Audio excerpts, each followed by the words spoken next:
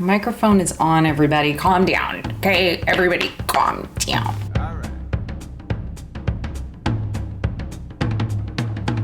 Hello, everybody, and welcome to another episode of Let Me Learn You. Today, I'm going to be teaching you guys in 3 easy steps. I don't know what this is. Am I threatening you while I'm teaching you? Probably. That's my style. How to identify whether or not a fruit and veggie powder supplement is crap. Recently, I did a review on something called Bloom Nutrition's Greens, which is just a greens powder that you mix into water, and it's supposed to give you your fruits and veggies and ashwagandha and probiotics, and insert health marketing buzzword here. From that review, I got so many requests to review all kinds of greens powders and reds powders and fruits and veggie powders for kids that I didn't even know existed. And you might ask, why, Lana, are you, a dietitian who constantly says that you should get your nutrients from whole foods and veggies first, be reviewing supplements? Isn't that against everything that you stand for? And I say, no. You monkey. I know that there are millions of people across the globe who, for whatever reason, cannot access whole fruits and vegetables, are highly averse to whole fruits and vegetables, or just cannot prepare them. So I was reviewing these products, not just to answer the demands and requests of commenters, but also because I really wanted to find a greens powder or a fruit and veggie powder that I could say, hey guys, this at least gives you a serving. But here's the rub.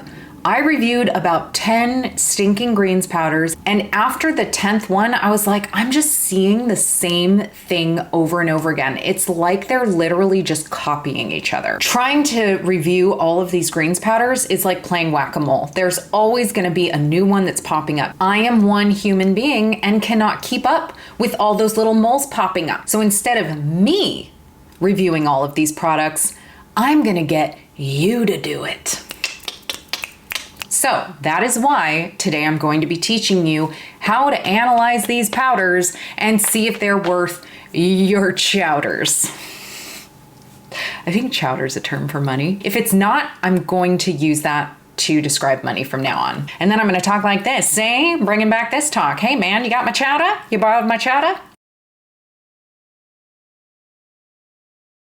This step is the first and most important because it is going to cut out probably about 80 to 90% of all the fruits and veggie powders that are out there, because the majority of them use this. A proprietary blend is just literally a blend of ingredients that a company has created that they feel is unique enough that they're allowed to protect it. The most famous example of this is KFC's Secret Spice Blend. They have protected that recipe with their lives. And you know what, KFC? Nobody cares. Nobody cares because your chicken ain't that great. Yeah, I said it. It means that they still have to tell you by law, according to FDA requirements for ingredient labels, what is in there, but they don't have to tell you how much of each ingredient is in there. If it's something like a mix of spices that are going into your fried chicken, it doesn't matter. Why would you care if there's more paprika or more garlic? It doesn't matter. It doesn't really change the value of that chicken. But if you are being told that your greens powder has all these fancy, expensive ingredients in it, like acai berry and matcha and ashwagandha, but it turns out that it's 99% carrot, the value of that product goes down for you. So with proprietary blends, the biggest problem is you have no idea how much of each ingredient you are getting, and therefore you cannot judge the value of the product. And chances are, if they don't disclose the amounts, they're doing it for a reason. They also do this because they know that Americans specifically, maybe this is people across the globe, I don't know, you guys weigh in, always tend to think that more is better. If 1 cup of green tea is good, Americans will say, why drink 1 cup? Can't we take instead like 100 cups of green tea and concentrate it and stick it in a tiny little pill so that we can take like 40 pills of this stuff and just get more and more antioxidants? And then we wonder why we have diarrhea?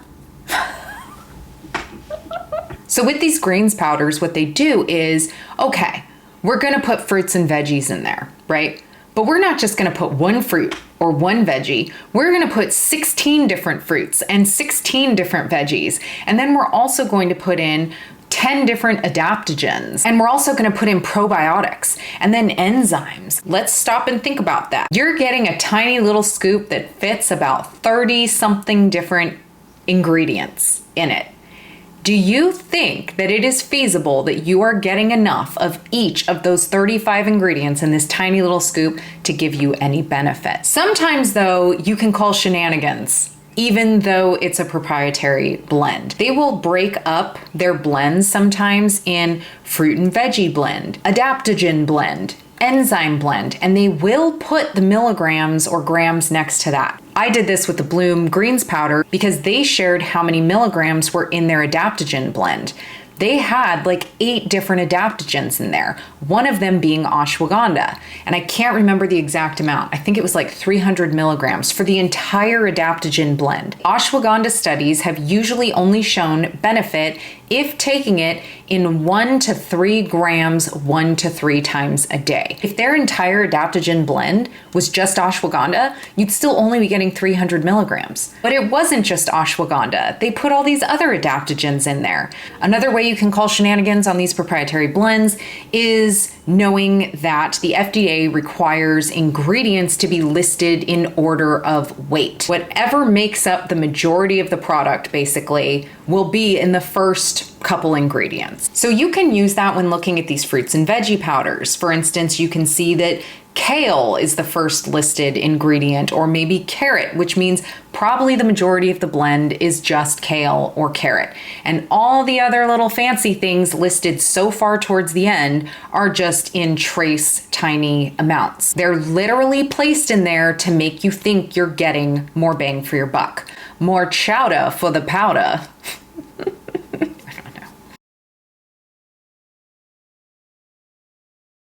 Here's the problem with a lot of these veggie powders. They make claims such as contains 3 to 4 servings of fruits and vegetables, contains the equivalent to 5 to 8 servings of vegetables. All of the fruits and vegetable studies that report benefits are talking about the consumption of whole fruits and veggies. That includes the fiber, which you would not be getting if somebody was just sucking out the liquid of a fruit and vegetable and condensing that into its vitamins and its antioxidants. If you just want something that gives you vitamins, take a freaking multivitamin. Why waste your money on these greens powders? If you still are like, I don't want synthetic vitamins, but you just want vitamins and minerals, there are options out there that claim to get their vitamins and minerals from natural sources. Now, it's really difficult for the average layperson to be able to tell what is 300 milligrams of powdered kale. How can I figure out how many actual whole servings that would make? Well, let me tell you guys, I figured it out. And it's a mathematical equation that is so stinking easy, anybody will be able to do it.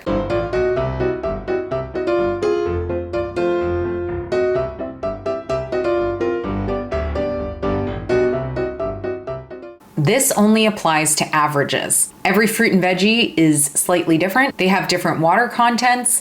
They have different amounts of fiber. This calculation will not work when they are concentrating fruit and veggie juices. But just know that their veggie juice powders wouldn't be considered a whole serving anyway. I am assuming that the method that these companies are using to make their powders is taking fruits and vegetables, dehydrating them, getting all of the water out of them, grinding them up into a fine powder. These numbers are not going to be exact, but I did test it and it was pretty stinking close. So here's what you're going to do. You're going to take the total gram amount of the fruit and veggie powder or the total gram amount of the section that is labeled fruits or veggies, and you are going to divide that gram amount by 0.15. The result is the gram weight of the fruit powder if it was rehydrated to be a whole fruit or veg. So for example, Bloom had 2 grams of fruit and veggie. Again, there was still some other stuff in there, but I was like, whatever, we're just gonna take their whole 2 grams.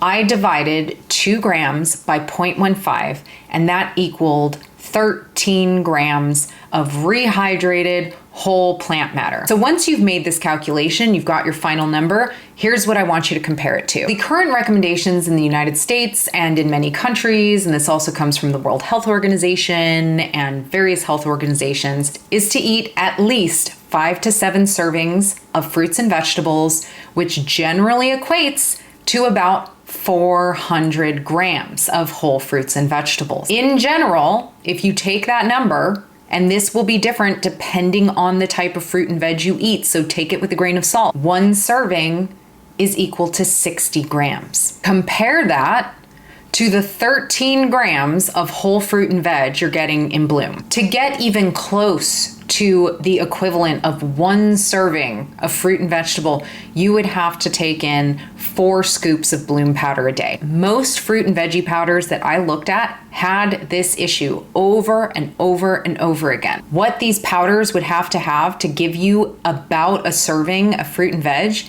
they would have to contain about 9 grams of plant matter. So I decided that I wanted to see if my calculations were correct. I dehydrated a serving of fresh spinach, so 2 full cups of fresh spinach, and I also dehydrated a cup of carrots.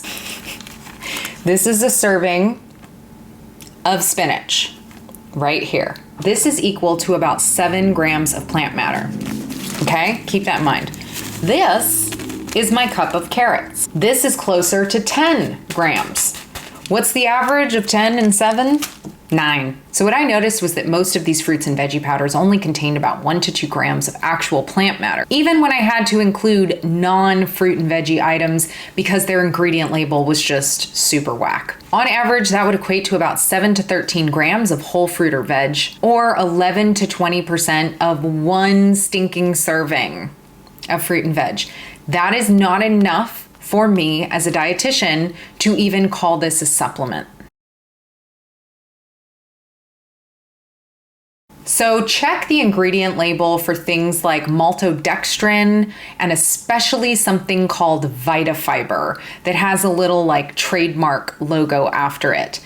These are warning signs, and I will tell you why. Again, they're taking up precious real estate that fruits and veggies could take up by just filling the product with cheap fillers. Maltodextrin is a rapidly digested carbohydrate that is used as a thickener or filler in many types of processed food. It's also used as a preservative. It is made from enzymatically treating things like corn, potato, just various types of starches that come from different types of starchy foods. The problem is that people who have blood sugar dysregulation, maybe prediabetes, diabetes, maltodextrin is known to spike blood sugar because it is quickly digested and readily absorbed. Otherwise, looking for maltodextrin will help you decide if this product is worth yo chowda. Because if maltodextrin is the first ingredient, chances are it's mostly filler. VitaFiber, this is the new kid on the block, okay? VitaFiber is again a type of carbohydrate that has been enzymatically treated so that you can't digest it. You will see, like in the case of peachy greens,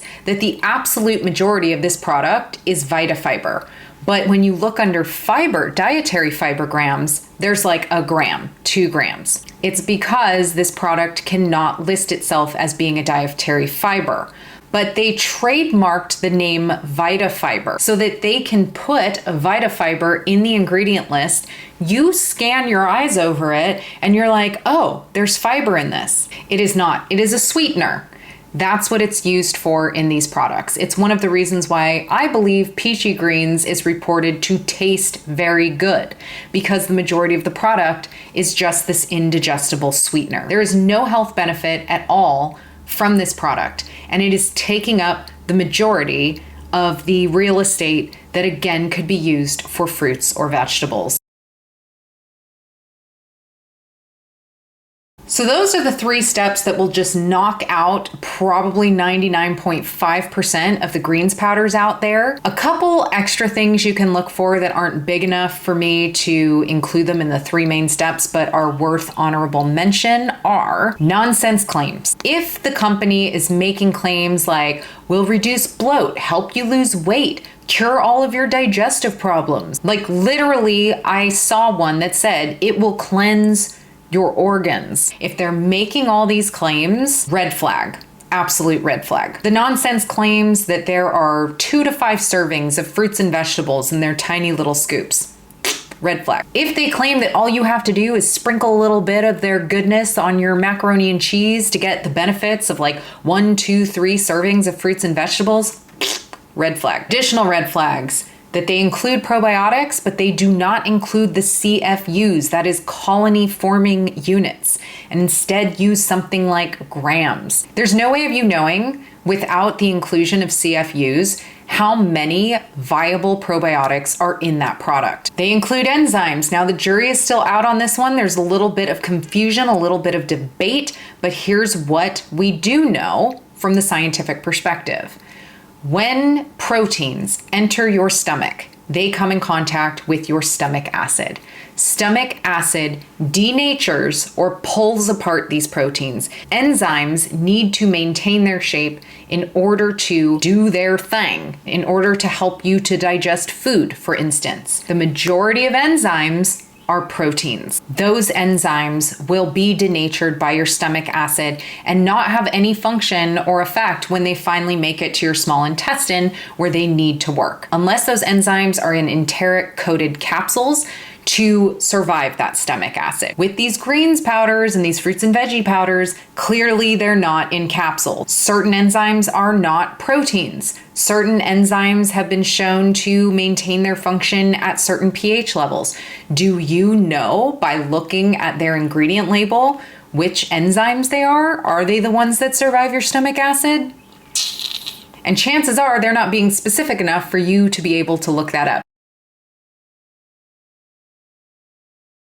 So there you go, my little darlings. First step, check to see if there's a proprietary blend. If there is, you don't know what you're getting, period. Number 2, check to see how many servings of fruit and veg, whole fruit and veg, you are actually getting by dividing the total gram amount of the fruit and veggie powder by 0.15. And compare that to the recommendation of getting 400 grams a day or 5 to 7 servings of 60 grams a day. Check to see if you are mostly getting filler. Look for things like maltodextrin, especially this VitaFiber crap that's the new thing. I'm gonna do a deep dive on them because it seems shady. And additionally, you can look for things like nonsense health claims, checking to see if their probiotics are listed in grams versus CFUs, if they include enzymes, because there's no way of you knowing if it's the type of enzymes that make it past your stomach acid unharmed. You can spend $50 on Bloom's Nutrition